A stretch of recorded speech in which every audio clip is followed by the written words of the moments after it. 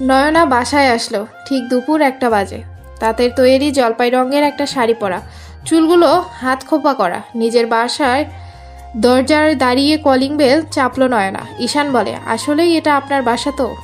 আপনার সমস্যা কি? আমাকে দেখে কি আপনার মনে হয় আমি কোনো অসহায় এতিম, অথবা রেল লাইনে পড়ে থাকা অসহায় মেয়ে যার কোনো পরিবার নেই? আপনি সব সময় ভুল মিনিং বের করেন আমার কথার। আমি বলতে চেয়েছি আপনার বাসা ঠিকঠাক চিনে আসতে পারলেন নাকি? শুনুন, বাসায় ঢুকে আপনি একদম আপনার মুখ বন্ধ রাখবেন, একদম মুখ খুলবেন না, চুপ করে থাকবেন। আপনাকে যা কিছু জিজ্ঞেস করুক আপনি তবুও চুপ করেই থাকবেন, আগ বাড়িয়ে কিছু বলবেন না। সূচনা টিভি দেখছিল বসার রুমে বসে বসে। কলিং বেলের আওয়াজ পেয়ে দৌড়ে এসে দরজা খুলে দিল, কিন্তু তার সামনে নয়নাকে দাঁড়িয়ে থাকতে দেখে চিৎকার করে উঠল। জাহানারা বেগম তখন পায়চারি করছিলেন রুমের মধ্যে।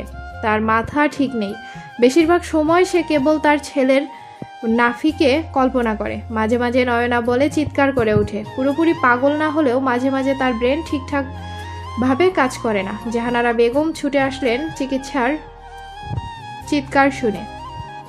নয়না জাহানারা বেগমকে দেখে ছুটে এসে জড়িয়ে ধরে বলে, আম্মু তুমি কেমন আছো? এই অবস্থা কেন তোমার?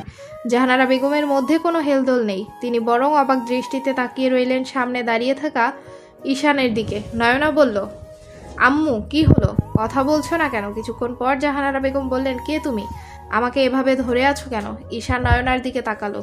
নয়না তখন জাহানারা বেগমের দিকে তাকিয়ে বলে, আমাকে চিনতে পারছো না আম্মু? আমি তোমার সুনয়না। নয়নাকে মাহবুব তালুকদারের হাতে তুলে দিয়ে ঈশান সবার কাছ থেকে বিদায় নিয়ে চলে আসলো। মাহবুব তালুকদার নিজের চোখকে যেন বিশ্বাস করতে পারছেন না। নয়নাকে দেখে জড়িয়ে ধরে চোখের জল ফেললেন। নয়না সবার সাথে কথা বলে নিজের রুমে চলে গেল। মাহবুব তালুকদার নয়নাকে বেশ কিছু জিজ্ঞেস করলেন না, শুধু বললেন আজ রেস্ট নে, যা বলার পরে বলিস, নিজেকে সময় দে কিছুটা। নীলাঞ্জনার কোলে একটা ছেলে। ছেলেটাকে নিয়ে রুমের দরজায় দাঁড়িয়ে দেখলো নয়নাকে। ছেলেটা দেখতে একদম লাবিবের মতো। সারা জীবন চাইলেও ওই মানুষটাকে ভোলা যাবে না এই চেহারার জন্য। ঈশানকে খাবার খাইয়ে তারপর ছাড়লেন মাহবুব তালুকদার। ঈশান রওনা দিল নিজের গন্তব্যে। অন্তর আজ সারা রাত কেস স্টাডি করবে। আগামীকাল শেষ চালটা তাকে খুব সতর্কভাবে চালতে হবে। যদিও রাজা এখন তার কবলে, তবুও সামান্য ভুল হলেই যে তাকে ছেড়ে যেতে হবে। তুষি অনেকবার অন্তরকে কল করেছে। অন্তর মোবাইল সাইলেন্ট করে রেখেছে। আজ অন্য কোথাও বিন্দু পরিমাণ সময় নষ্ট করতে চাইছে না। অন্তর তুষির কল দেখে কেটে দিল। ছোট্ট একটা টেক্সট পাঠালো, আমি ব্যস্ত। অন্তর মোবাইল রাখবে তখন তুষির টেক্সট আসে, ও এখন আমার জন্য কোনো সময় নেই। অন্তর লিখলো, তোমার জন্য যে সারা জীবনগুলো নষ্ট হওয়ার দ্বার প্রান্তে, সেগুলো ঠিক করার জন্য ব্যস্ত। না তুমি ওরকম চিপ মজা করতে, আর না আজ এসবে আমাকে জড়াতে হতো। আচ্ছা, মানুষের বোনকে কি তোমার খেলার মাঠ মনে হয়? কিভাবে ওইটুকু বয়সে এমন জঘন্য খেলাটা খেলেছো? সামান্য কয়টা চকলেটের জন্য কারো মনের সাথে হাডুডু খেললে। অন্তর নিজের ভেতর জমে থাকা রাগটা যেন উগড়ে দিল। তুষি আর কোনো রিপ্লাই করলো না। নয়না নিজের রুমে এসে অবাক হয়ে গেল।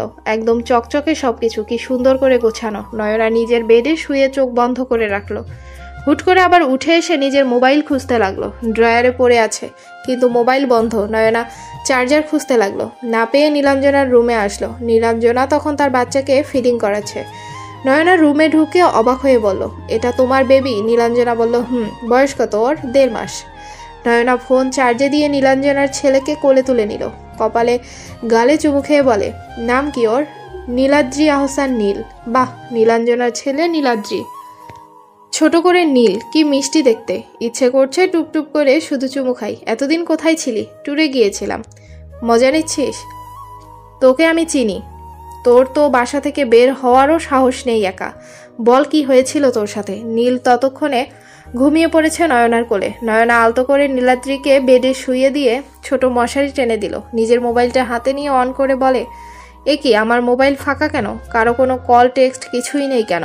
জানি না, তোর মোবাইল তো পুলিশের কাছে ছিল। আশ্চর্য, তারা আমার ফোন থেকে এসব ডিলিট কেন করেছে? আমি কি করে বলবো? নয়না নিজের ফোন নিয়ে রুমে চলে আসলো। চার্জে দিয়ে কাঁদতে লাগলো সে।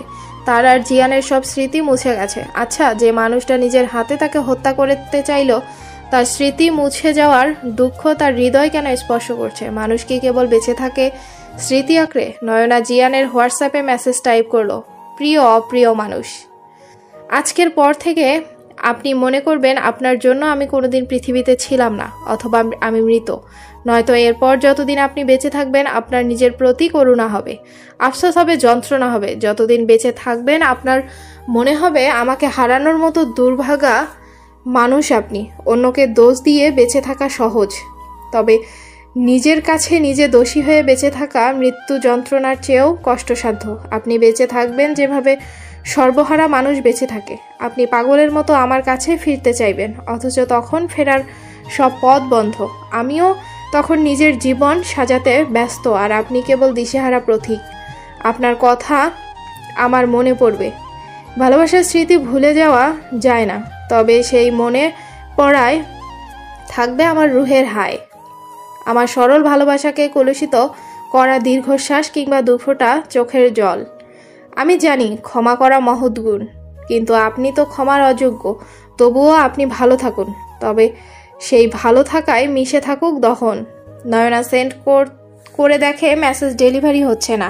মোবাইল রেখে দিয়ে মনে মনে বলে, আপনি হয়তো ফ্লাইটে আছেন। আচ্ছা, একটা মানুষের জীবন শেষ করে কিভাবে আপনি সুস্থ স্বাভাবিক জীবন কাটাচ্ছেন? আমার সাথে করা অন্যায়ের কথা কি আপনার একবারও মনে পড়ছে না? নয়নার দু চোখ বেয়ে অশ্রু গড়িয়ে পড়ছে। কি অদ্ভুত, সে কান্না করতে চায় না এমন মানুষের জন্য, যে মানুষ তাকে মৃত্যুর মুখে ছেড়ে দিয়েছিল। কান্না করতে করতে নয়না ঘুমিয়ে পড়ে। একটা সকাল মানে একটা নতুন সম্ভাবনা। অন্তর রেডি হচ্ছে কোর্টে যাওয়ার জন্য। বাসা থেকে বের হয়ে সোজা কোর্টে আসলো। মাহবুব তালুকদার, মিজান তালুকদারও এসেছে। আপাতত নয়নার ফিরে আসার সংবাদ সে প্রকাশ করতে চাইছে না। চৌধুরীদের শিক্ষা দেওয়ার এই সুযোগটা হাতছাড়া করতে চাইছে না মাহবুব তালুকদার। ইয়োর অনার, আসামি জিয়ান রেজা চৌধুরী নিজের হাতে তার স্ত্রীকে হত্যা করেছে। আপনার টেবিলে একটা মেমোরি কার্ড আছে, সেখানে সে নিজের মুখে এসব স্বীকার করেছে। মাননীয় জজ সাহেব, এসব খুনিকে সর্বোচ্চ শাস্তি দেওয়ার আবেদন জানানো হলো। জজ সাহেব বললেন, এদের মধ্যে জিয়ানকে। ইয়োর অনার, গত শুনানিতে আমি স্পষ্ট করেছিলাম, এই যে ক্লিন শেভ করা নায়কের মতো সেজে থাকা মানুষটাই আসল কালপ্রিট। আর ওই যে কাঠগড়ায় দাঁড়িয়ে আছে আমার মক্কেল জাহিন চৌধুরী, যে কারাগারের অন্দরমহলে ধুকে ধুকে নিজেকে দুর্বল করে ফেলেছে। একজন অপরাধী প্রকাশ্যে ঘুরছে, আর একজন নিরপরাধ কারাগারে শাস্তি পাচ্ছে। আপনার কাছে আমি অনুরোধ করছি, আসল অপরাধীকে শাস্তি দিন, আর নিরপরাধ মানুষকে মুক্তি দিন। আইনের নিয়মে কোনো নিরপরাধ ব্যক্তি শাস্তি পেতে পারে না। হঠাৎ করে নয়না কোর্টে ঢুকে বলে, জজ সাহেব, আমি জানি কে আসল অপরাধী।